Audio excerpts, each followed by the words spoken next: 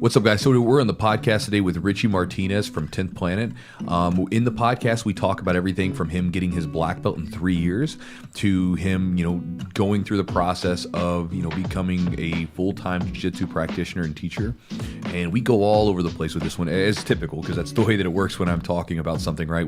I get interested in the guests, and I want to go off in the weeds somewhere and figure out more about, who they are and what makes, everything work for them. So we'll get into the podcast. As always, guys, check out the Patreon if you guys are interested in more exclusive content. It's patreon.com/the Jiu-Jitsu podcast. Also, if you guys haven't done so already, you can listen to our CBD episode. We talk a lot about CBD. I know that was a big question a lot of you guys had. And if you guys want to pick up some CBD, check out charlottesweb.com and you can put in Jiu-Jitsu 10 and that will support the podcast and get you a discount on the product. So with that said, guys, let's get into the podcast with Richie. I hope you guys enjoy it. Are you from California originally? Yeah, I'm originally from California, born and raised here, moved around a little bit, but just home now, Cool. And then just for anybody listening, how, we get into the podcast kind of casually. We don't do the whole, big thing or whatever. But when you got into jiu-jitsu, how old were you?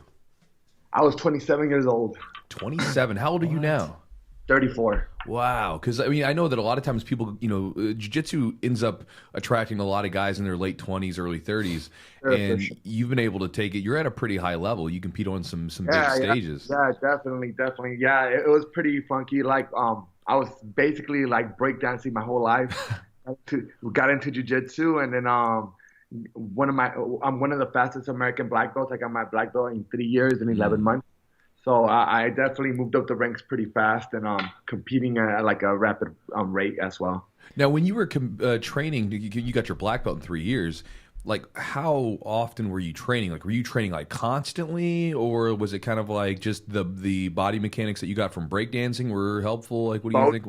Definitely both. I was training 3 times a day. I was literally training 6 a.m. Then I would go on my lunch break just to drill, and then I would go after work 2 classes a night, and so I would do that every day for 3 years and 11 months. Wow, man! And so, how did your body hold up during that time? Did you have a lot of injuries while you started out that fast? I've never had a major injury. I've been out for a sprained ankle or something like that, but I've never been out for longer than a week probably. Why do you think that is? I don't know, man. I think my body's is so used to getting banged up on concrete floors and stuff like that. It's used to little things like that. Now, did you have any bad injuries from breakdancing? I messed up my hip really bad once, but that took me out for about 6 weeks, and then that was the longest I've ever been off dancing when I was competitively dancing and stuff. Okay. When did you start doing that? Is that, and also, was that kind of part of the culture, kind of where you grew up? Everybody kind of did that, Actually, that's a funny story in itself. Me and my brother, he's also Gio Martinez. He's also a black 10th Planet and stuff like that. So me and him had a next door neighbor, and he actually went to, his family lived in LA, like his aunts and stuff like that. So he went to go for the summer. When he came back, he knew one move of breakdancing, which was the windmill, which is kind of like the helicopter spin. Yeah. And then he was super cocky about it, and I freaking hated it. He was just he did it in front of girls just to be cool and stuff. But this was we were barely before high school a little bit. Okay. And then he was doing it, and I was he was always cocky. So me and my brother talked about it, and we're dude, we got to find out how to do something just so we could burn him on it, just show him up, you know what I'm saying? Show him up. And then so we started practicing, just watching MTV videos when MTV or BET was hot, right? When they actually had music videos. And then we started getting stuff from just watching, right? We were just watching. So we started coming up with new concepts and stuff. And one day he did it, and then we went at it. We went behind, after him, and he's what? I didn't even know you guys knew. And then after that, it just kind of became a competitive. So ever since day one, we were always competitive no matter what we did. We felt like we needed to be competitive against him because he was doing it so often. So then it became a challenge, right? Yeah. So everything we did growing up was always a challenge, we're challenging somebody, or that's why I feel that it was just a natural thing to compete, you know what I'm saying? So when we go out there, when we compete in jiu-jitsu or in MMA, it's just easy for us because we've been competing our whole life. I got you. You think him being there, you guys just constantly trying to one up each other, was like a reason why maybe you got so good at jiu-jitsu, or? Like he's definitely my best training partner. You know, we were always kind of like training together and just kind of pushing each other. You know, we like when I got into jiu-jitsu, it was never realistically like my whole thing was I want to be able to compete against the best in the world. It was never like I didn't care about belts. I didn't care about nothing. It was about me trying to be able to compete and hang with the best in the world, because you could compete against the best in the world, you know what I'm saying? But it's like, can you hang with them? That's what I wanted. That was my mission. I was like, I'm already at the top of breakdancing. Like I've been competing breakdancing for like 20 years. So I was like already like competing against the best, battling the best, beating the best sometimes.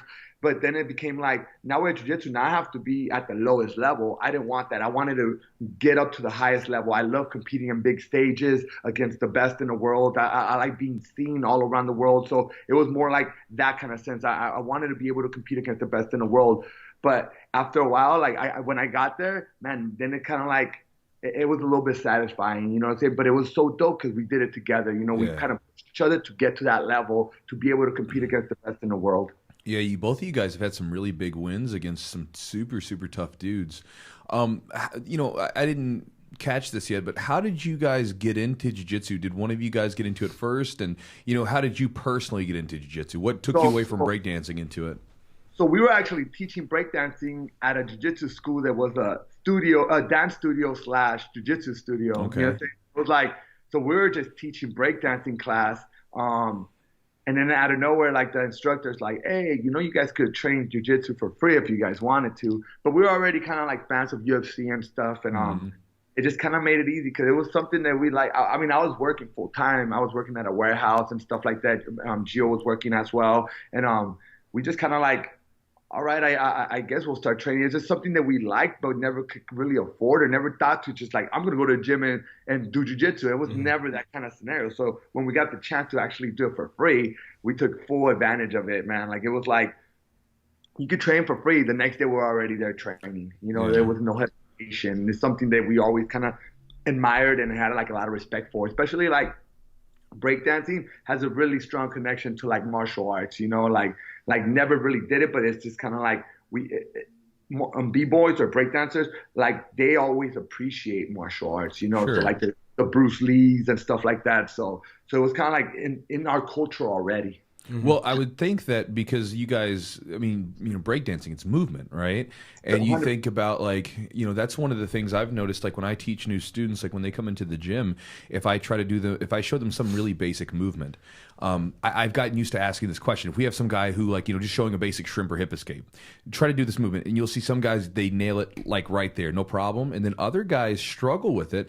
And when I talk to them, the people that nail it almost always have some sort of sports background, maybe swimming 100%. or whatever, because basically if they, even like you guys doing all that breakdancing, that's super complex. So you can tell your body to like, the mind can say, hey, body, do this. And the body's like, okay, I can do that. There's a strong connection there.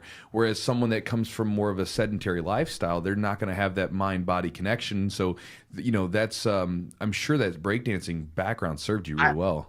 I agree 100%. Like without breakdancing, I don't think I would have gotten where I got at that time in the small period of time. I feel that it was just kind of like we already understand how to use our body and move our body in certain ways that most people don't. You know what I'm saying? I've been moving my body and controlling my body for over 20 years. So now when we go into jiu-jitsu and somebody's like, yo, copy this exact move. Copy exactly what I'm showing you. It makes it so much easier because in breakdancing, you can't copy other people. It's all original. So when somebody out of nowhere is like, yo, copy exactly that, you're like, I could copy somebody? Like, that's cheating. You know what I'm saying?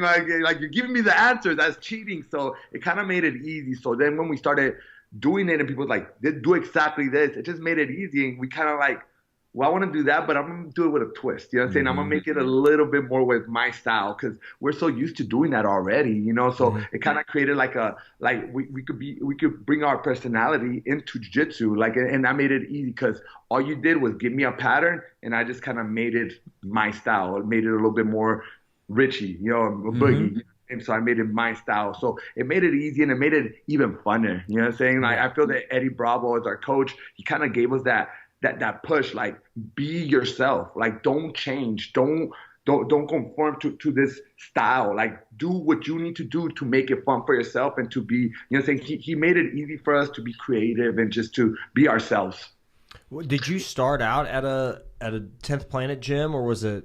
Yeah, when I started, it was a 10th Planet gym. It was a small gym that's no longer there anymore. But yeah, it was like we started in 10th Planet, and I feel that just it was one of those things. We never changed schools. We never did nothing. We always stayed kind of like it's kind of like breakdancing, to be honest. Like, we started with our crew, the Freak Show, and that was my breakdance. That is my breakdancing crew, the Freak Show, and we kind of like.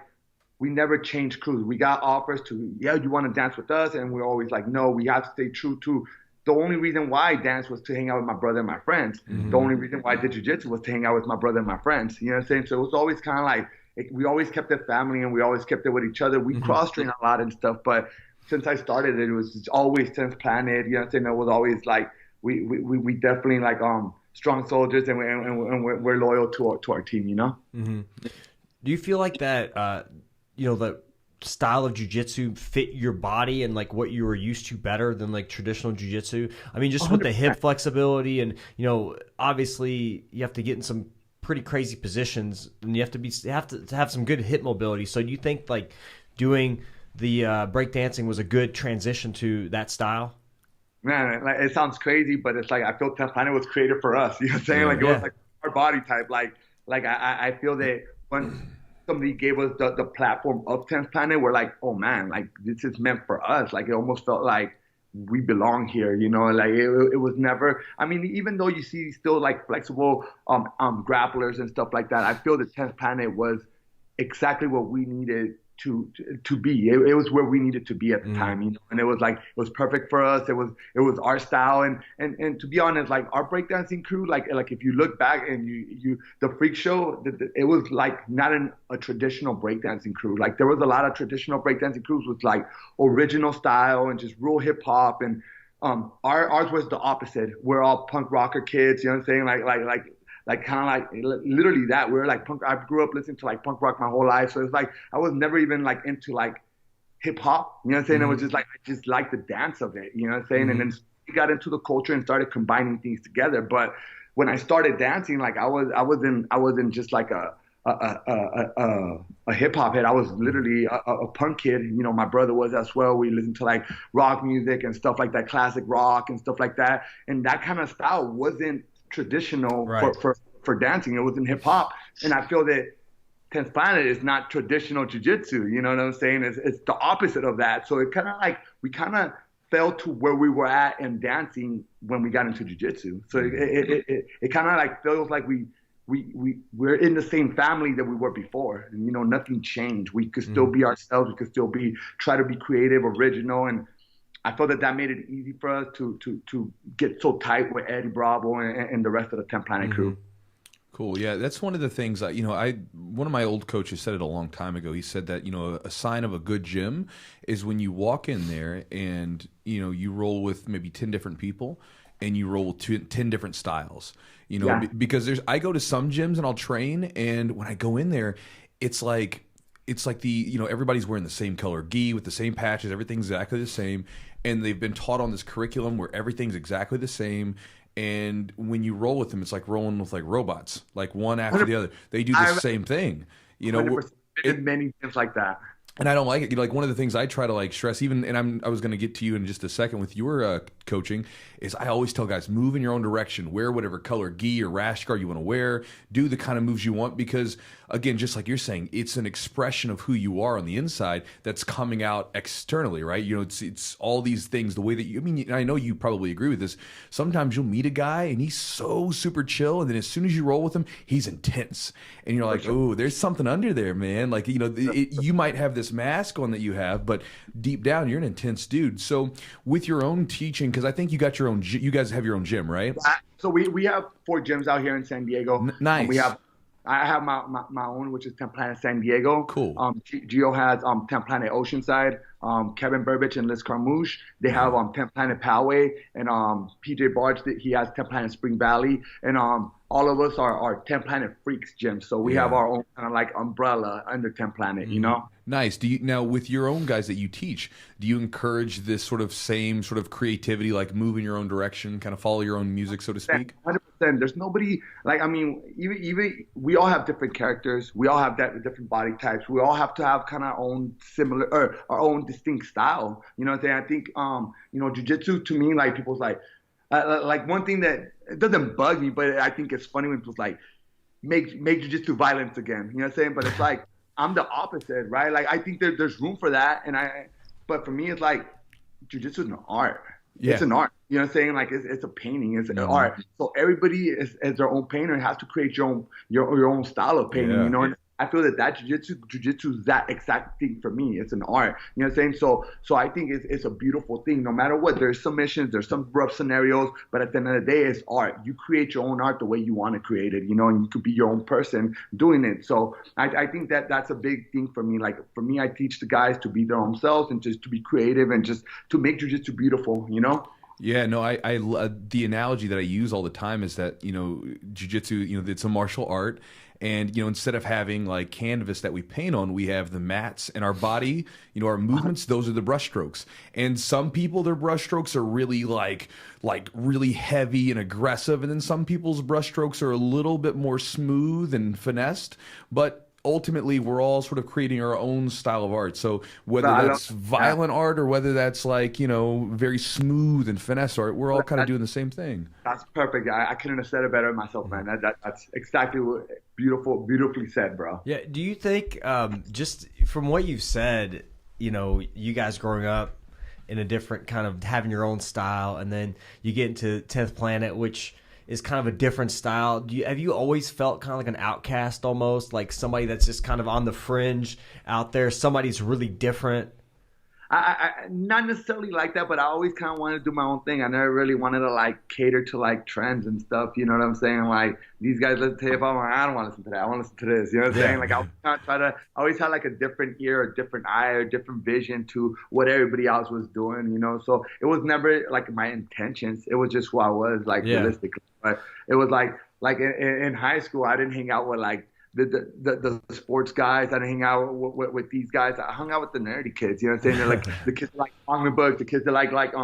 You know what I'm saying? Like those are the kids that were my friends in high school. You know, I necessarily didn't hang out with any crew. I hung out with like the awkward kids. You know what I'm saying? And it's like I always kind of just fit into that group. You know, it was never, like I said, it was never my intention that I didn't want to be like the rest. It was just like, this is just who I am, and I don't really like that. I like this, you know. It's like, and everybody's like, well, that's the opposite of what everybody likes, and I was okay with that.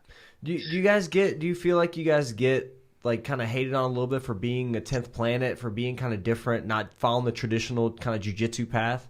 At first I did. Like when I first started jiu-jitsu, I thought that was exactly that, you know. But these past couple of years, I feel that there's a number of us that from 10th Planet that have kind of like established ourselves and established the whole team in general. We kind of helped build the name and just kind of like the new era of 10th Planet, you know. And I feel that you know, a lot of us work really hard, you know, and to get us where we're at. We try to show that we're actually like great athletes and good jiu-jitsu practitioners, you know what I'm saying? Whether it's with the gi or not the gi, I felt that we kind of like established ourselves a little bit, and we kind of pushed. And you know, there was a couple of things like the Hoyler versus Eddie too. I feel that he fought our team. You know what I'm saying? He showed that we were a real deal. You know, and I feel that stuff like that kind of like put us on the map, and now people take us way more serious than they did before. You know, there's definitely, you know, a lot of top teams, of course, all over the world, you know, but I feel that we're definitely like up there, and we definitely need to be mentioned when it comes down to serious jiu-jitsu.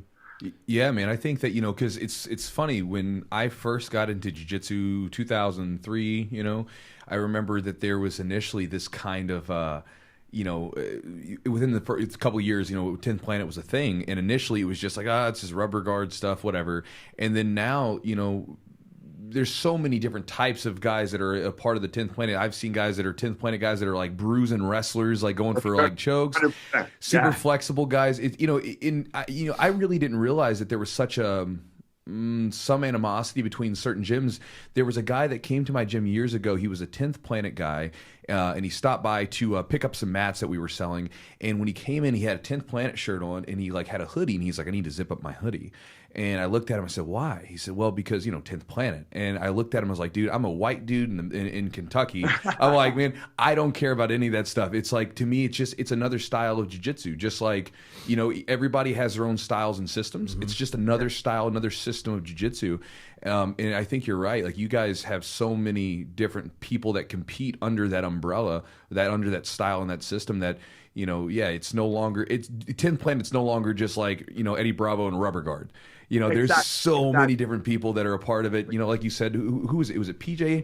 I was watching him at like, he did like I think it was him. He did a nasty takedown, was like all over the dude. He's a great wrestler. He wrestled, and not at Penn State, but in Pennsylvania. He wrestled out there, in college.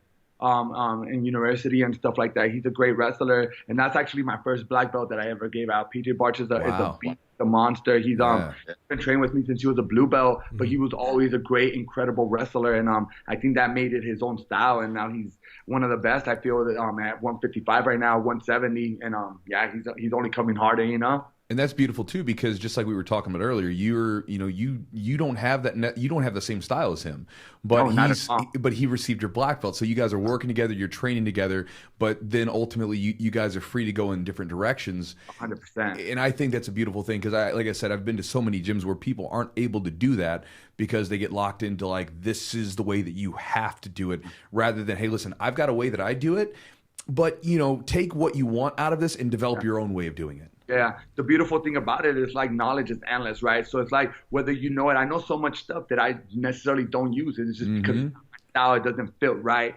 I mean, it feels right, but it just doesn't fit right. You know, it's like a game that I'm playing, but I know so much stuff. I mean, I know leg locks up and down. I'm not doing leg locks. Why do I not do as many leg locks as most people do? It's because I like choking people. You know what I'm saying? Like, you know what I'm saying? Like people like taking people down and being on top.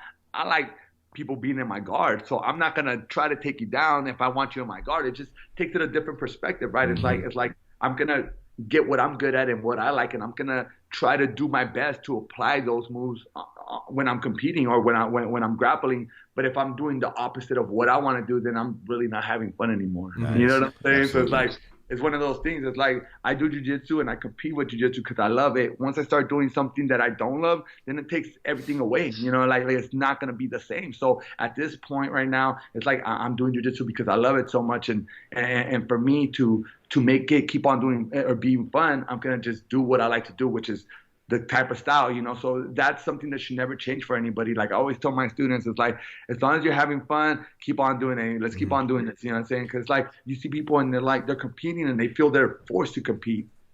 I think the opposite. I think there's going to be world champions and people that help the world champions become world champions, and it's like, want to compete or not, like it's like you have a place in jiu-jitsu. You know what I'm saying? There's a place for you no matter what. Like you don't have to be a world champion to do jiu-jitsu. And I feel that a lot of people have the misconception that they do. I'm not a world champion, I suck, blah blah. It's like you don't have to be a world champion. Not everybody's meant to be a world champion. Man, if you go competition, there's only 5 divisions and there's 200 people. There's only 5 champions. It doesn't matter. Right. You know what I'm saying? What happened to the 195 people that competed? Like, are they gonna, you know what I'm saying, like stop jiu-jitsu because of that? If that was the case, then there wouldn't be no jiu-jitsu practitioners. You know what I'm saying?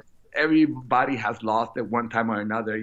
So it's one of those things that I feel that that sense or just that thought of process is like it helps out. It's gonna help out all jiu-jitsu too.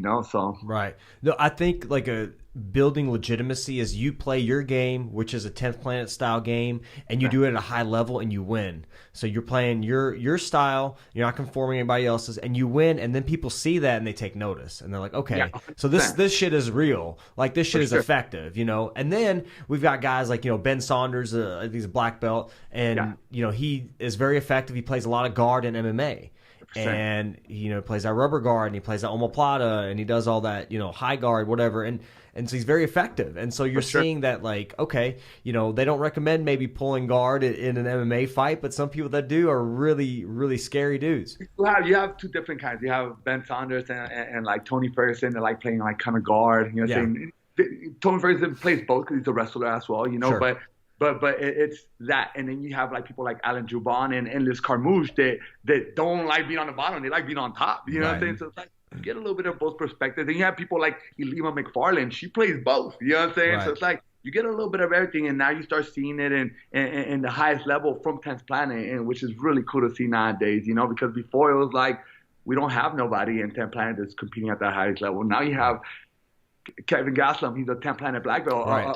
Kelvin Gaslam, he's about to compete he's about to fight for the championship. You know what I'm saying? So it's like, now you start seeing it at every level. You know what I'm saying? We have EIBA McFarland. She's the world champion in Bellator. Right. And then you see contenders coming up doing the same thing, man. But it's so beautiful to be able to see that now, when before you didn't see that. It was like, Eddie Bravo's in the corner? Like, that's weird. Right, you know what I'm saying? But seeing like not just Eddie Bravo in the corner, you start seeing me in the corner, you start seeing other people, you know what I'm saying, like Brandon McCaffrey in the corner, you know, you start seeing cool people like that, and you're just kind of like, oh man, like they're actually doing stuff. They're actually, you know, one person that I didn't even mention right now is Casey Helsted. You know what I'm saying?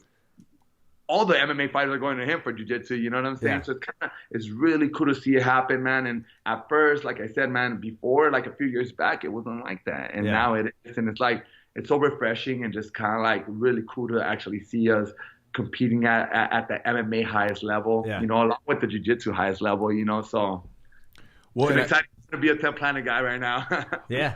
Well, and you kind of like talked about this a second ago. You said, you know, not everyone's going to be a world champion, right? And, you know, not everyone in 10th Planet is going to be a UFC, you know, world champion or fight for the title. But all of you guys pulling together, right, you know, having that unity with each other, being a part of a team, you guys make that possible, you know, because, again, you have to have training partners. You have to have good people pushing you to raise you up. They didn't get there They didn't get there by training in the grass, you know what I'm saying? Like, they had the teammates, they had everybody pushing them, you know. So it's definitely a whole team effort. It's a family affair, I would say. You know what I'm saying? We're all doing this together. You know, we're all doing it as one. And when the cool thing about 10th Planet is, like, I never see anybody be selfish. Like, it's me.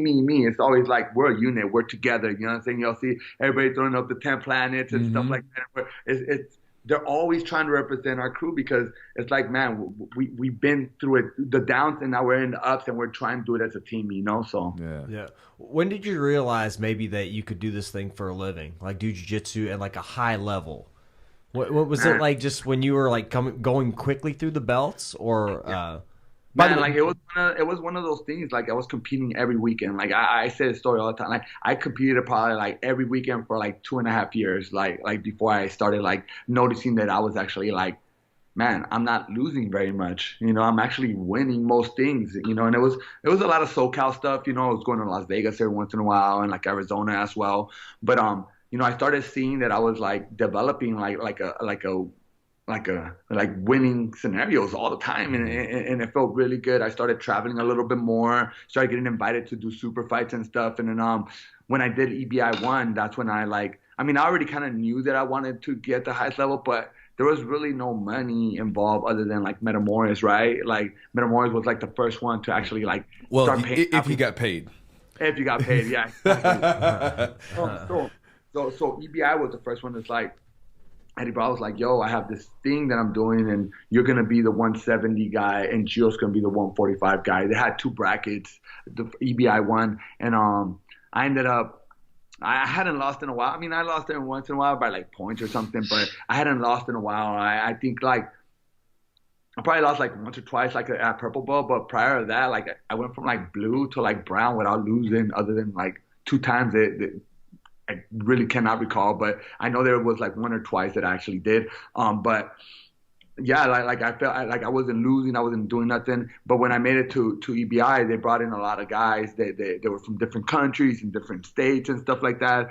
And I made it all the way to the finals, submitting everybody. And when I got to the finals, I actually lost to Gary Tonin, which was the first time I ever seen him. Or heard of him, you know, like it was Gary Tonin, and I got leg locked, and I never practiced leg locks till that day. That was the first day I started working on leg locks. That I was like, all right, I guess they do work. I gotta start, because my thing, like I was like, I gotta choke people. I don't care about nothing else. I just gotta choke people, you know. But that day I started realizing that there's a little bit more aspect to jiu-jitsu, and that's when I'm like, I want to learn everything, because I want to do this for a living. I want to do this for the rest of my life. You know, like I don't want to not compete. I want to be able to keep on pushing my competition and get to even a higher level, you know, and I feel that tournament, EBI one, made me realize that there's more opportunities that are coming in. I feel that there was more opportunities that are going to arise from that scenario.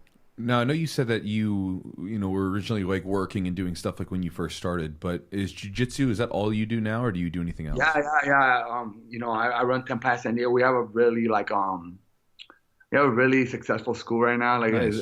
it's pretty big, and we do everything in that school, man. We have a big staff. We have 401k. We have everything, you know what I'm saying? Like we're a really established school, man. And, you know, I have a partner named Bill, and he's a businessman, and man, he's just helped me change my whole life from being just a guy that taught class to class to like actually like creating a business out of 10th Planet. And you know, now like I said, now we have 4 schools, and we're really like successful at the time, and it's just been so good, man, just to be able to like actually change my life from like working a warehouse job. Because before I did jiu-jitsu, man, I thought I was gonna work warehouse job forever. I thought like the most I could ever achieve was gonna be just probably like a manager at a warehouse, and then just kind of like change my whole life, you know. So it was definitely like a beautiful thing, you know, like people don't really hear it much, but it's like when I first started jiu-jitsu, like it was really hard to like practice as much, just because like when I was a white belt, you know, when I got a blue belt and stuff, I started training more. But when I was a white belt, I didn't even have a car. Like my girl had a car, and we would like, the only day she got off early was Wednesday, so we would go practice on Wednesdays until I actually got my blue belt. But it was one of those things that is like, I was riding a bike, I was running to work, I would wake up like probably like 4 a.m. or I had to leave at 4 a.m. to like run 5 miles because there was no bus that would run at that time, you know what I'm saying? So it was kind of like a gnarly scenario, man. There was like a big struggle to like get to where I'm at. So I feel that all that stuff like made it so much better and so much more like valuable. Like I could appreciate everything. I could appreciate people's hustle, like cause I had to hustle, you know what I'm saying? I had to push. Like it was like literally like I would go to the grocery store and have my bike where I could like put all the bags on there, you know what I'm saying? So it was kind of like, it wasn't an easy scenario. It wasn't like, oh man, you like had a good job and then you went to jiu-jitsu and then you found jiu-jitsu. It was not like that. It was like, yo, I couldn't even get to jiu-jitsu. I couldn't even get to my job on the bus because it was so far and it was so early that I would have to like run to my job because I would be there late, you know what I'm saying? So it was like, it was kind of like those things that made me stronger and made me want it more, you know? So when people's like, man, you train your heart out, it's like, nah, man, I had a good opportunity and I just ran with it, you know? Like my wife, she was so cool with it. Like she was helping me out all the time and stuff like that. Like meaning like when I told her like, yo, I think I want to start doing jiu-jitsu more and like have less hours at work and stuff like that. She's like, okay, cool. Cause we're already living paycheck to paycheck. Yeah. So it was like, paycheck to paycheck minus a little bit more. It was like, oh, it's kind of hard. You know what I'm saying? Like, it was like top of ramen and like cup of noodles for yeah. a long time, you know what I'm saying? Until I actually got established a little bit and just kind of like, literally like it definitely like made my life a lot better. You know what I'm saying? Like, I'm not going to say it changed my life or it saved my life. It made my life what it is now. And it almost feels like fake, right? Like it feels like it's not real, so I'm not taking it for granted. I'm still working hard. I cannot slow down because if I slow down, I feel that it could be taken away just like anything else. You know what I'm saying? So like, believe it. I mean, I always have the believing that it's like everybody's replaceable no matter what you do. You know what I'm saying? Like you can have a good job and somebody comes up and they take your job. You know, and I've seen it happen many times to many of my friends. People lose their jobs all the time. And jiu-jitsu, you see the next guy coming up. You know what I'm saying? He has a good name. He has good work ethic. He goes right across the street from you. He'll take all your students. Like it's not necessarily like realistic, but at the same time, it's like it could really happen. So, you know, it's just me working hard and just keep on pushing. And it's like not taking things for granted. It's like I feel that that's helping me get to where I'm at. And it's, you know, it's keeping my head straight, I guess I would say, right? Yeah. I mean, you got to stay sharp. It's just like if you got lazy and you're getting ready for a competition, something bad's going to happen, you know? Exactly. So when did you make the transition to going from, obviously you said that you kind of started to take some hours off at work and, you know, work a little bit less, but when did you make the full-on transition to doing jiu-jitsu full-time? Full-time was probably like when I was like a brown belt. I started teaching more. I started being able to It's kind of funny, like the school that I'm at right now, like it wasn't my school to begin with, you know, it was just a school, and I kind of like bought into the company and got a little bit more established in the company, and then now we're just huge, right? But it was like I was renting us, well, basically like I was fighting MMA, so I fought MMA for a little while, and I started teaching, or we were moving around a little bit. We moved to Chicago for a little bit. What year is this? I would say like 4 years ago. Okay. 5 years ago. 5 years ago. 5 years ago. Cool. 5 years ago. I can't even tell you the year, but 5 years ago. So yeah, 5 years ago. And then so yeah, we started moving around a little bit, but I knew that when we moved back to San Diego, I wanted to open up a school. And the original school that we kind of had where we started at, it kind of started having problems and stuff like that. So me and my brother were gonna open up 10 Planet San Diego together, but some crazy stuff happened, and there was no more school where we were originally from, which was Vista at the time. So then when I started opening up the school, or when I started teaching at a new school, which I'll explain right now, the story about that. When I started teaching at the new school, like Gio was like, "Yo, like what's gonna happen to our teammates?" You know, so we kind of took it and not to be selfish, you know, and we were like, well, I guess we'll have to start trying to establish 2 schools instead of 1, because if he was to move over here, then all the students that we had and all our friends and all our teammates would have nowhere to train at. So we kind of like, and that's 45 minutes away, you know, so it's kind of like one of those things. It's like we decided to open up 2 schools, you know, and you know, it definitely made everything, well, at first it was kind of like weird, but now that we look back, it was like, oh, that was the best decision we could have ever made, you know, and it was it was a kind of like a blessing in disguise, whatever happened. And we had, like I said, we had a lot of drama in our original school, and now I feel that it's better because now we have 4 schools, and I feel that all that BS that happened, what helped us get to where we're at now, you know, it made us a little bit tougher, a little bit more like, you know, our skin a little bit tougher, you know, so it made a good ride for all of us. What do you think has made your school so successful? Like, how have you all been able to expand? What do you think has been the key for you guys? To be honest, it's exactly what it is, man. It's like we treat people like family, you know, saying like me and my brother, we kind of always wanted to kind of like keep it like a family thing, you know, just kind of like push like a brotherhood or sisterhood or just in general. So I feel that we kind of have that same kind of motto when it comes up to our students. You know, I never let people bow to me. I never do nothing like that. I tell everybody that we're equal. You can never bow to me. How do you bow to me if we're equal? And I understand it's tradition, and I don't, you know, I think it's cool, but just for my school in general, I'm like, no, you don't have to, man. You're my brother. You're my sister. Why would you ever bow to your brother or your sister? Like, shake my hand, give me a hug. You know, it's like you're my brother, my sister. So it's always kind of like that mentality. Like, I never wanted to be above anybody. I always wanted to be at the same place, because we still, even though like I'm a black belt, we still have the same goals. We're still trying to accomplish our goals. I always call my crew like the goal smashers. You know what I'm saying? We're always just trying to smash goals to create new ones. You know what I'm saying? You always have to beat your goals to create new ones, you know, because I'm not going to let a goal get behind me. You know, I'm always trying to smash it. Then I could get over the hump and get some new ones. So it's kind of that same mentality. We're always on the same path. We're never above each other. We're always in the same direction, you know, shoulder to shoulder. And that's how I've always created. I always push my team to be just shoulder to shoulder. Nobody's behind, nobody's forward. We're at the same level. I feel that kind of mentality made our team stronger, and it made people want to come back. Yeah. I think big thing, you know, Chewy's my coach, and the big thing is I drive across town to go to his gym.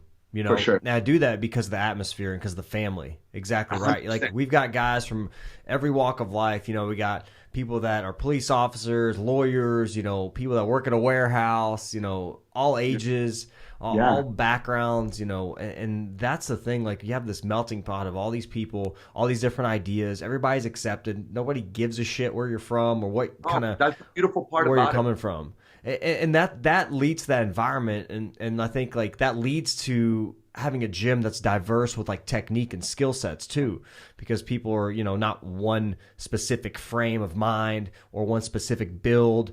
You know, I think that's been one of the most important things. So I feel that that's one of the most.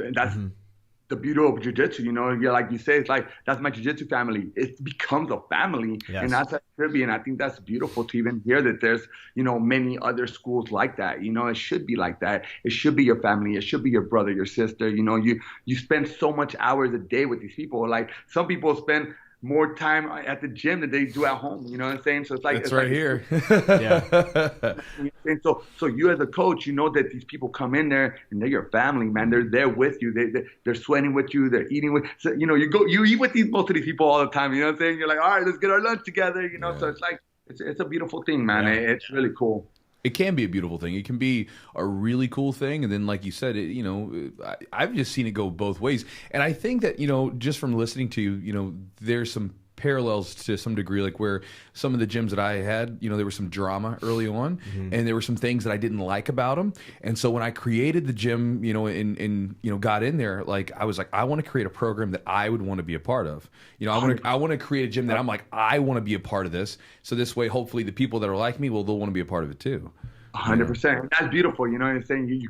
It's kind of cool that we kind of get to create our own family in a weird way, right? Like, in a weird way, you kind of bring the people in, and then the people that are not, they don't fit in the gym, they kind of go on their own. They kind of they don't stick around, and it's okay. You know what I'm saying? Because they need to go find their own path or somewhere that they're going to fit in a little bit better. That's right. Birds of a feather, man. The people that, because there's obviously there are people that are going to come in there and that are going to I love Richie. He's awesome. And then you're going to have people that are kind of closed-minded. They're going to look at you and be like, man, he's got those weird earrings. He's got a big beard. I don't like this. right. Oh, my God. And you're going to be like, well, you don't want to be here with me. Go somewhere else. You know what I mean? And there's nothing wrong with that.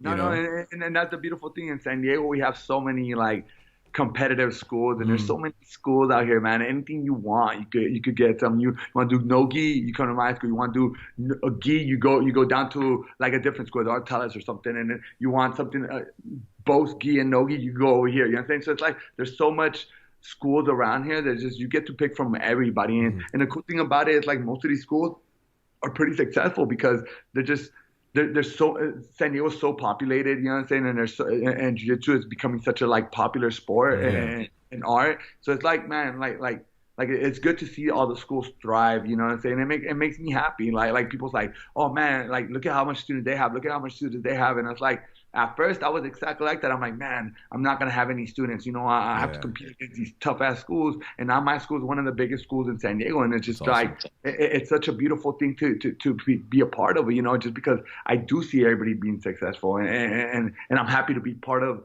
that scenario. You know what I'm saying? That my school is being successful, they're being successful. So it's like we're all get to just do what we love and teach jiu-jitsu and do jiu-jitsu. And even in small cities or big cities, it's like, man, like, it's so cool to see other schools to be successful as well.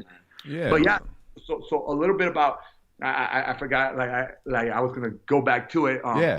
So basically when I started being at my school, I was renting a spot, not necessarily renting. I was fighting MMA, and then one of the coaches is like, hey, why don't you teach a class here? Why don't you teach jiu-jitsu? You're like, nobody does 10 planet here, and why don't you start teaching jiu-jitsu? And I was like, oh, that would be really dope, because I was working at the time when I moved back from Chicago, I was working at a nightclub as a doorman, so I was like just making money off of that and training to get my MMA better, and I was still training with Gio and Eddie and stuff like that, and he's all like, hey, why don't you start teaching classes? And I was like, okay. I'm like, yeah, let's figure it out. And the only class I had available was 3 times a week, and it was at 6 a.m.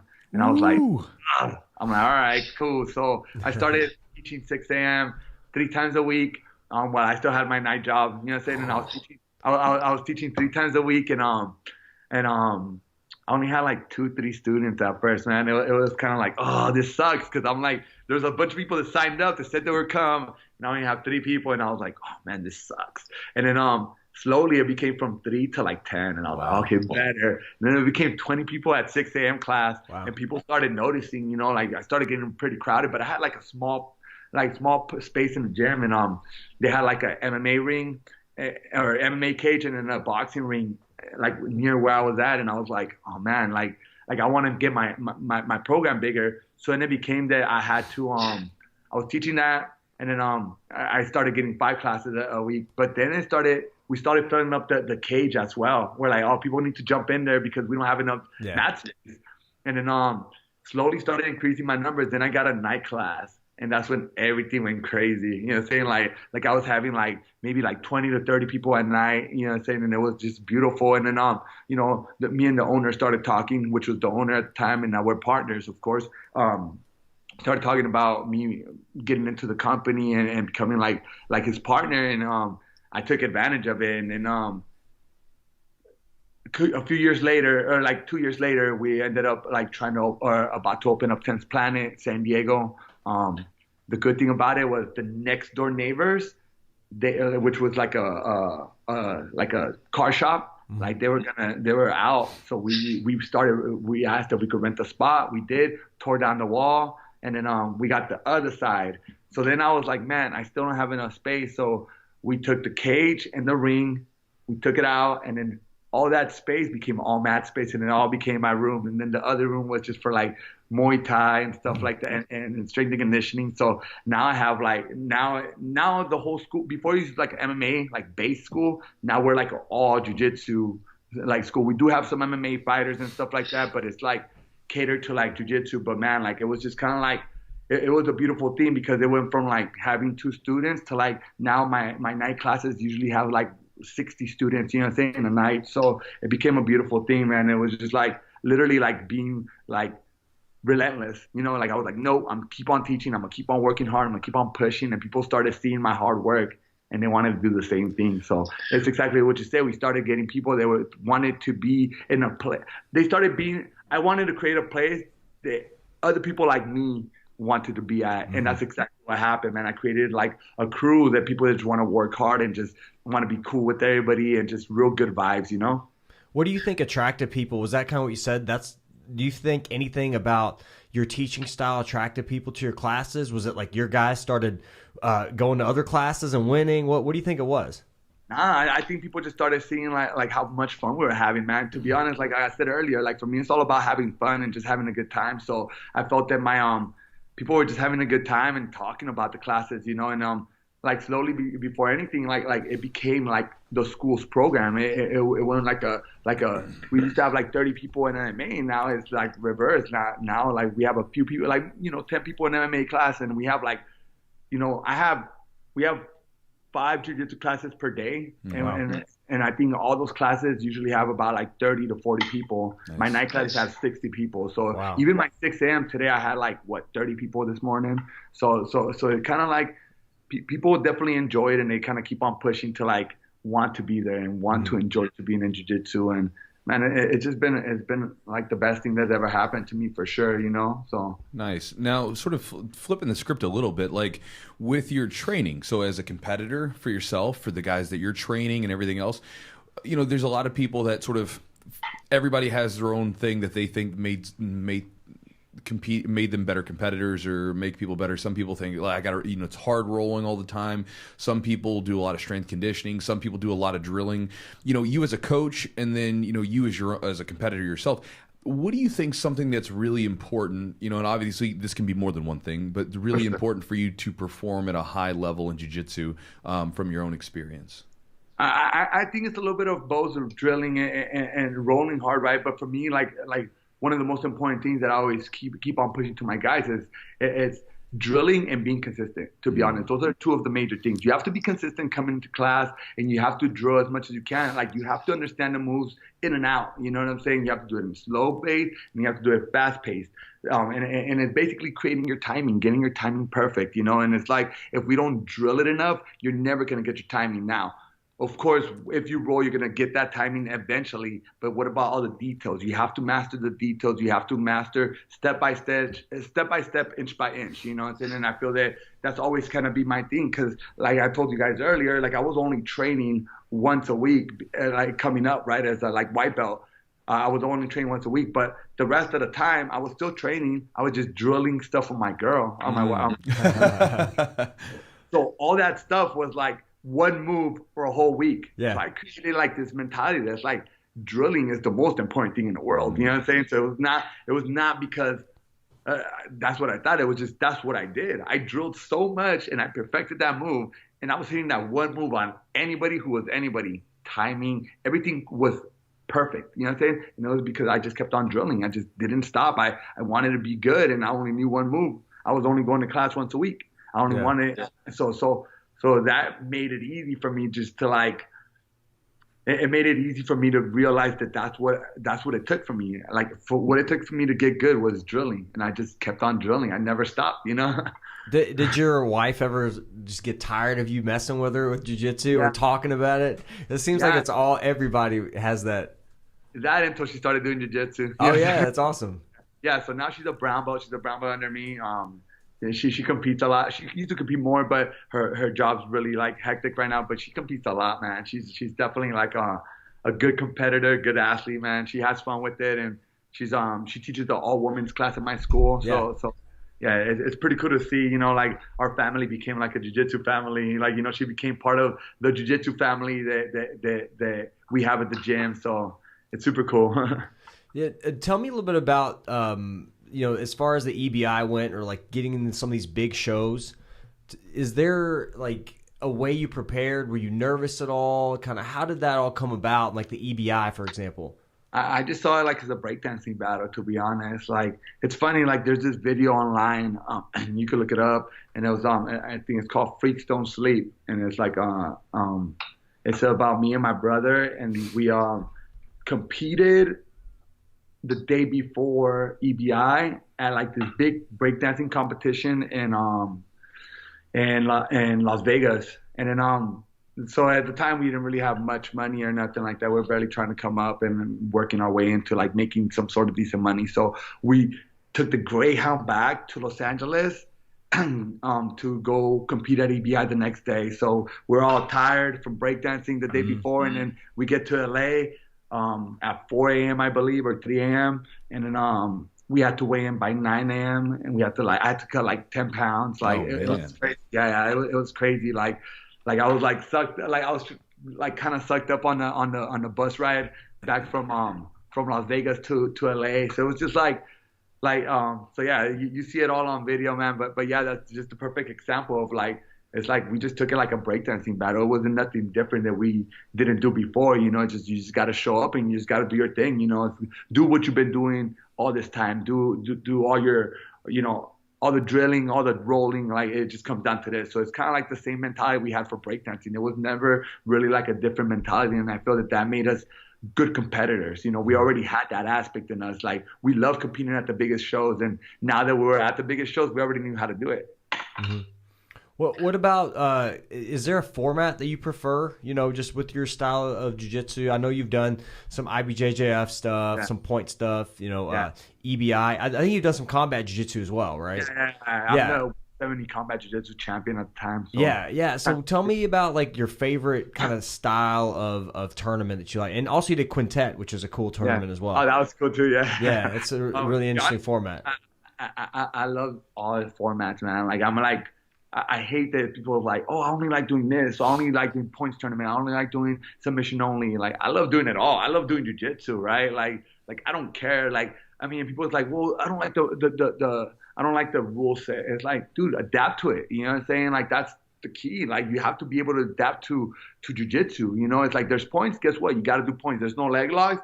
What, you don't know any other submissions? You know what I'm saying? So it's like, it's one of those things. It's like, it doesn't matter what it is. Like, I just love to do jiu-jitsu, whether it's points, whether it's combat, whether it's quintet style, which is team style. Like, all of it is just awesome to me, man. And like, it's so crazy that I get to do this and live my life through this, you know, like make money off of this. It's just, to me, like, I don't care what it is. Like, you give me jiu-jitsu and I'm gonna do it, you know, like, and I think that's why I'm where I'm at, you know what I'm saying? Like all my students, they could do whatever they want and they'll be good, you know, like it doesn't matter if it's points, it doesn't matter if it's, you know, it doesn't matter what type of style. They know how to compete in that style just because we do everything in my gym. There's not one thing that we do not do, you know, and it's like, I do shine a little bit more in submission only, but it's not my favorite. I just do it all.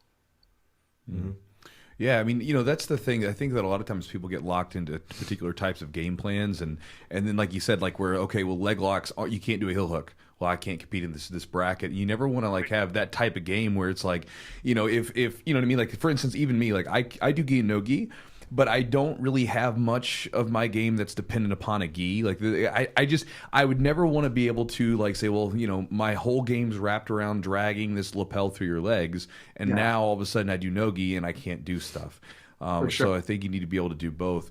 One question I had from you, because like, you know, it's interesting. I always like talking to guys through the podcast because, you know, when someone maybe watches you, like maybe like when you're winning stuff or you're competing or whatever, they don't realize what went into to make that moment possible. They did not see you riding your bike with groceries on the side. They didn't see you drilling on your girlfriend.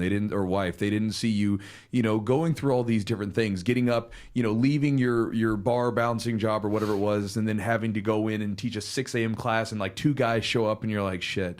You know, people don't see that stuff, and they just see the end result and they're like, I want that. And they're like, well, you have to go back to all this other stuff. But besides just the ability to, you know, bless people with the teaching and the experiences that you've had, you know, as a teacher and a competitor, what do you think jiu-jitsu's given you as like a person? Like just, you know, not necessarily like training wise, but as a person, what do you think that you've gained from it? Man, to be honest, like even for anybody who's anybody, it's like you have any sort of anger problems, like jiu-jitsu will solve it. You know what I'm saying? Like I feel that that's one of the biggest, not that I had anger problems, but it just like made me such a better person. Like just the way I talk to people, you know what I'm saying? The way I carried myself, you know, like before it was like, dude, if anybody comes up to me, I'm gonna just sock them in the face. Like if they mad dog me, you know, it's like you always have that kind of like tough guy mentality, or at least I did. You know what I'm saying? Like living in like the area that I lived at, like you have to, you know, get tough skin, you know, or else you're gonna get punked. You know what I'm saying? So it's like I always kind of grew up like that. Even growing up, like I said, I never hung out with like the cool guys and stuff. I hung out with the nerds. So it wasn't like what I used to do is I used to protect the nerds, you know what I'm saying? Like nobody touches my friends, you know what I'm saying? Like, so it's like, why are you picking on them? You know what I'm saying? Like why are you trying to bully these guys? You know what I'm saying? So it's like always that kind of mentality. But now that I see back, it's like, man, like I never needed that. You know what I'm saying? Like, I don't care what people say. I don't care what people do. Like, it's like there's no need for any amount of violence, man. It's like, I choke people every day. You know what I'm saying? Like fighting every day, like I don't need to do that. Like you look at me funny, like I'm not gonna get upset about it. I'm just gonna laugh it out and just walk away. Like somebody's like, hey, blah blah blah, say something stupid or witty to me, like I don't mind, dude. Like it's not a problem anymore. You know what I'm saying? Like there's nothing that you could do that could like really hurt me unless you're really trying to hurt somebody around me, right? Like it's like your words don't mean nothing to me, your looks don't mean nothing to me. So even that, like in general, it just made me change the way I carry myself. Like you look at me funny before, I used to be like kind of like looking on funny back, but it's not. I just look away. Like it's just stuff that's not important. You know what I'm saying? It's not important. That's exactly what it is. You know, it's really not important. So it's like, why make it important? You know, so it's like, why get into trouble for stupid shit? Like just. It made me so the best that I could do as an answer is like it made me carry myself in a better way than I did before, you know. So it's like I carry myself a little bit different. I'm a little bit more responsible.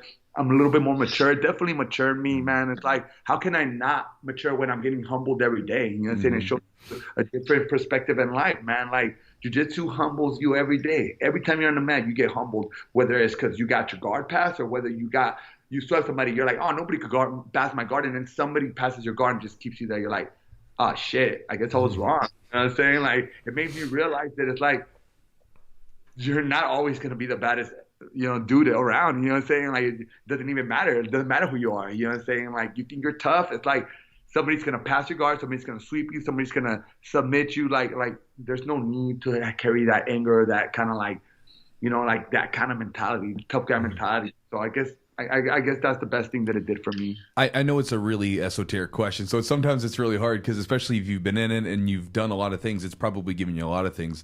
But I definitely resonate with that idea that because like you said, like when you just got done choking each other, you just got done getting after it, and you know if you're driving home and someone cuts you off or something, you don't care. You're like whatever, man, do your thing. Or if someone comes by and says something nasty to you, you're like that's cool, man. Whatever, as long as you're not actually physically threatening me, like I don't care. You do what you're gonna do. 100%, and I feel that that's kind of like that's exactly what I was trying to say. It's just there's nothing that you could do that's gonna bother me, man. I do this for a living, you know. Like you're not gonna do nothing that's gonna like actually like hurt me. Like you don't know nothing, and like literally like most guys that act that way, they don't know what to do. You know what I'm saying? Like they just bullies, you know what I'm saying? And it's like, it just doesn't matter, you know? Well, that's why they act that way because, again, I've never met someone, and don't get me wrong, there's some guys that I've met in jiu-jitsu that have some pretty big egos, but I've never met anybody in jiu-jitsu that trains on a consistent basis that's out looking for a fight. 100%. They don't, it's just not something they're really interested in doing, and then especially now as a professional competitor. I was talking to a guy about this, like, if you're a professional, like whether it be competitor in jiu-jitsu or a fighter or whatever, you get paid to do this. Why on earth would you sit there and try to do this on the street where you're going to get in trouble or something? Like you get paid. This is your profession, Yeah, like I can't, like, since I've been doing jiu-jitsu, I have not gotten one fight or literally one argument against anybody. Like I've gotten in several fights in the streets, you know what I'm saying? Like growing up and just kind of like, even in my 20s, but since I started jiu-jitsu, I have not gotten in one altercation. Like, it just kind of, nothing really bothers me, man. It's made me so, like, zen, I guess I would say. Yeah. I think you struggle every day in the gym. You're going through, like, a really intense struggle. For the most part, you're exerting an immense amount of energy. And so I think you get some of that bad energy out almost. You get it out in a constructive and a safe way, so to speak, where everybody's got the same ideas. You're playing kind of by the same rule set. And so you can get some of that aggression out. And then afterwards, you don't have any really, for me personally, I don't feel like I have as much aggression in me, because I've already let it out. Every one of us has that side to us. Yeah. You know what I mean? Yeah. And it's such a beautiful thing to tap into it for a short time. Like I remember I was listening to a lecture and the guy was talking about like forest fires, right? He was saying that like if a forest fire happens, naturally, like a lot of times it'll be like it won't be too bad, and it'll burn up the dry rubbish, and there's actually trees that will actually, like, they won't release their seeds until the forest fire happens, right? But then if for some reason the forest fire doesn't happen for a long time and all that dry stuff just accumulates, then when it happens, it's going to be terrible because there's so much of it. And it's like that with training, because we all have that side. And whether we want to admit it or not, every one of us has that aggressive side in us, because you can think about if someone did something to you and you're like, I want to get you, right? Like it gets you. But what you're doing is every day you train, you bring out that side just a little bit on your own terms in a safe environment. And then it doesn't bottle up in you, and then you flip out on someone and do something crazy. 100%. That's perfectly said, man. I think that kind of nailed it in the butt, man. But also, I had a couple questions for you guys. What's up, buddy? Let's do it. Who came out with Chewjitsu? I think that's awesome. So my nickname that I got was Chewy. So basically what happened was I was a white belt, and I was a wrestler before I got into it. I was a ultra spaz. So I was like crazy spaz, insecure young guy coming in to train, never wanted to lose. And so I was like throwing elbows and swinging like crazy, and then as a lot of white belts do. And then one of my buddies called me, "You big dumb Wookie," big dumb idiot, basically. And then it went from Chewbacca, in a very derogatory term, he would say Chewbacca over here, to Chewy. That was just what they gave me the name, and it just stuck. And so then it was like Chewy, then Jiu-Jitsu, so it just sort of stuck. And who came up with the podcast? What gave you guys the idea to come up with a podcast? So I actually did like a smaller podcast for a while, and I have Chewy on, from time to time, and we always had fun time talking. And then Chewy stopped by for one of my episodes, and he's like, "Man, people keep asking me to do a podcast. I just don't have the time to do it." It's like, you've done this shit before, and people want that different format too. Sometimes people are driving to work or driving to the gym. They need a little motivation. They'll pop in the podcast. We hear that all the time, and we just kind of like talking. Yeah. I like to Chewy and I always kind of we'll get into conversations. He's always getting into conversations about some random shit at the gym. Like I don't even get started, but So basically, I started to run. I have a YouTube channel, so the YouTube channel got popular. And one of the things that I do is I literally I'll answer questions, or I'll pick topics, and I'll just go on tangents about them. And that started kind of in the gym a long time ago, where me and the guys would talk, and I would go on some rant about some topic or something. And so that's where the video spawned from. And then I was getting, literally just tons and tons of messages from people like, look, they're like, dude, do a podcast. Like a lot of times they'll listen to the videos on the YouTube channel on their phone while they're driving, just whatever. They're like, do a podcast so we can do it, like just through an audio format. So that's where the podcast came from. No, that's cool, man. You guys have like a good connection. Like I feel you guys just flow off of each other. Yeah. I think it's cool, man. Like I never really had the chance, or I mean, I always kind of like, oh man, like I wonder, like you never really get asked, or people don't really know, like where does this come from, or like how do you guys come up with this, or Sure. who came up with it, you know? And it's like, I just thought about it right now. I'm like, you know what? I'm gonna ask them that. That's awesome. Yeah, I want to know about your name. How did your name come about, Boogeyman? It was breakdancing. It was my breakdancing name, and it's like it was not necessarily like. My brother just like, man, you're so big. I used to have like a mohawk, so my mohawk was like 16 to 20 inches. Wow, that's awesome. Jesus. I had a long mohawk, so you know, and I break dance, so it's just kind of like boogie. It's kind of like boogie, and then it's like you know, dancing and stuff. So it's like, dude, you're like the boogeyman. You're like scary and stuff, and it's kind of that became my name like immediately. You know what I'm saying? So it's kind of like it was never like intentional. It was just kind of like, hey, boogie, and it's like, oh, okay. But those are the best nicknames. Yeah.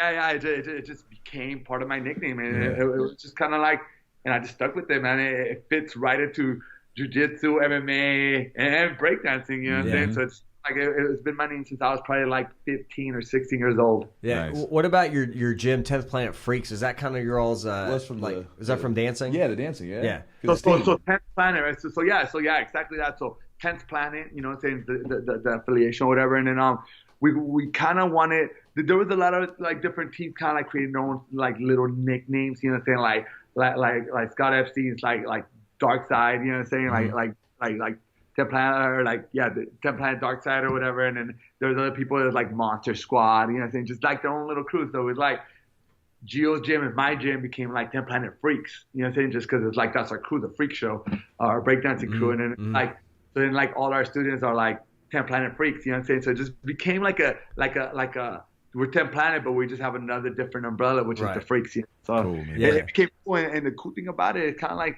creates our own character. Like I said, like it creates like our character of our teams, you know. And it's like Eddie just kind of like pushes that, you know. He wants us to be that creative, you know. So it's really cool, man. Like I'm really happy that we have that freedom, you know. Like I don't think any other school would let me call my team Freaks, you know. So. I also want to know, you're always posting stuff about being at Disneyland. Yeah. What is it about Disneyland, man? Like you guys are always, you got the ears and shit. Yeah, like I've seen it before. Like what is that all about? It's nostalgic, you know what I'm saying? Like it's like I grew up like going to Disney like once a year. You know, that was our thing in the summer. And then once me and my wife got kind of married, or we got married, we kind of like started going to Disney. We went once and we're like, man, it's so fun. Like it like reminded me like you go there, dude. So they are, you know, Disneyland, the happiest place on earth, right? That's what they say, right? You go there, and every single person in that park is smiling from ear to ear. So what does it do to you? It makes you smile. It's contagious. You know what I'm saying? So it's like, so we work, like she works all week, you know what I'm saying? Like, and trains all week. I train all week. I would do seminars, do stuff like that. But that's like our Sunday. You know what I'm saying? That's like our getaway from like real life. You know, we go there and we're just like, having the time of our life. Sometimes we just go to have food and then come back. So it's an hour and a half away from me, right? Wow. So sometimes we just drive to LA to Anaheim to go to Disney. We go eat dinner or we go eat lunch or something, and then we just come back home, and then we're just like, dude, that was so much fun. So we have season passes, so we're in there all the time, man. But it's just kind of like, to be honest, like me and my wife have a really cool connection. We always have, but I feel that gave us an even bigger connection. Now we have something that's just like, dude, we gotta go. Like, so it became kind of like our little, like it's our little thing we have in common. Yeah. It's your ritual. Yeah. Yeah. Like you have a little Friday ritual. You go get sushi all the time. Yeah, we go get sushi at the same place. We walk in, they already know our order. They set it down in front of us. It's like, it's a nice thing to have those rituals, especially like, you know, you're running a business and you're teaching and you're doing seminars and you're competing. And it's cool that you have a woman that'll stand by you with all that, because a lot won't. And it's cool that you guys can then create those little rituals together that become constant. So this way you don't let those relationships slide out, you know. 100%. So 100%. So we have a lot of little them like that, but Disney's our thing, man. It just kind of like, cool, man. It's our happy place. You know what I'm saying? We go, we had a bad week or a bad day the day before or a loss or something. It's like, doesn't matter what happens. Like if we're both in town, like we're going to Disney, you know what I'm saying, on that Sunday. So it's usually like, just our thing. That's awesome, man. Cool, hey, Richie, can you tell us a little bit about what you got coming down, down soon, next month or two? What do you have coming up? Seminars, competitions? Let me pull up some stuff real quick. I was like, man, I'm going to forget everything. You know? We got it, dude. We got this.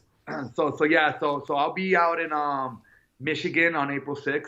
You know what I'm saying? I'll be doing 10 Planet out there. There's like a brand new 10 Planet. I forgot the name of the 10 Planet school, but it's in Michigan. So I'll be out there. Look on my Instagram. I'm always posting on Instagram. That's where I get the most following.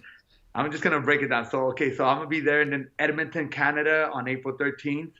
I'm gonna be doing the Amsterdam Jiu-Jitsu camp on April 22nd to the 27th. So it's like a bunch of people from 10 Planet will be teaching out there.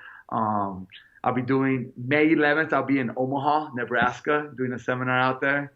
On May 18th, I'll be in Austin. May 19th, I'll be in San Antonio.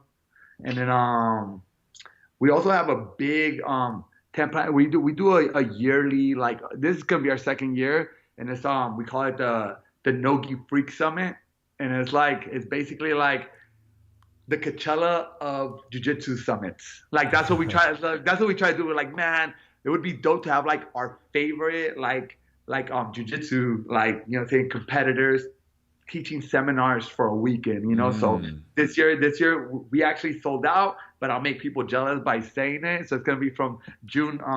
Let me bring it up real quick. I don't wanna mess up and forget one of these guys, but it's basically gonna be from June 7th to June 9th, and on Friday the 7th we're gonna have me and my brother. We like opening up the seminar because some people want to come and see us, even though our students are like they see us all the time. There's a lot of people from different states and countries, so sure. Like. We started off just like literally on Friday at 12, you know what I'm saying? So it's like, and then that night we're going to have Shanji Rivero. He's going to be teaching us that nighttime. Then on Saturday, we're going to have Ryan Hall, Eddie Bravo, and Felipe Pena. That's awesome. And then on Sunday, we're going to have Leo Vieira, Kyle Terra, and Craig Jones. Jeez, so, man. That's incredible. That's just yeah. We try to make, like, literally it's like the Coachella of Jiu-Jitsu, like, you know what I'm saying? Yeah. Like we try to bring like our favorite grapplers and just kind of like just try to have a blast, fun rolls, and just like everybody having a good time. We just sold out just like a few days ago, so we're really excited. Last year we sold out and we had like the best time ever. So we're like, dude, we're gonna do this shit every year. And this year, last year we had an amazing time and we had some great athletes, and this time I feel like we made it as even as possible, because last year we had like John Machado, which is like crazy to me, you know. But this year we have like the same level all the way through, so we're really excited, man. Nice, that's dude. Awesome, dude. Well, man, we appreciate it, dude. Thank you for hanging out. Chew, do you have anything else? No, that's it, man. It's been a blast talking to you, awesome. brother. Yeah, man. Likewise, man. And if anybody wants to reach me, usually like Instagram is the best way to hit me up. So it's Boogeyman, BOOGEYMAN _TFS, like the freak show. So awesome. Boogeyman _TFS. Thanks, dude. Anytime, guys. So, guys, I hope you enjoyed the podcast. If you guys would like to stay up to date with whatever I've got going on, one, you can check out, I have a daily email list from Monday through Friday. I send out a message to the people that are in that list. It goes from everything from motivational messages to I'll share training tips. You can check that at JiuJitsu.net. And then if you guys are interested, in a couple weeks, in the first week of April, so I don't know when you're listening to this, but in the first week of April, I'm going to be doing a seminar just south of Tampa, and I'll be doing it's going to be kind of an interesting idea. We're going to be doing a gi and no gi seminar where we're going to take techniques and then sort of show how they work in the gi, show how they work in the no gi. So we'll check that out. That should be a good time. If you guys want to check that out, again, just go to JiuJitsu.net. You can look up information on that, or go to the Instagram and the Instagram. You can go to Instagram and check out Jiu-Jitsu. Other than that, guys, I hope you guys enjoyed the podcast, and we'll talk to you guys soon.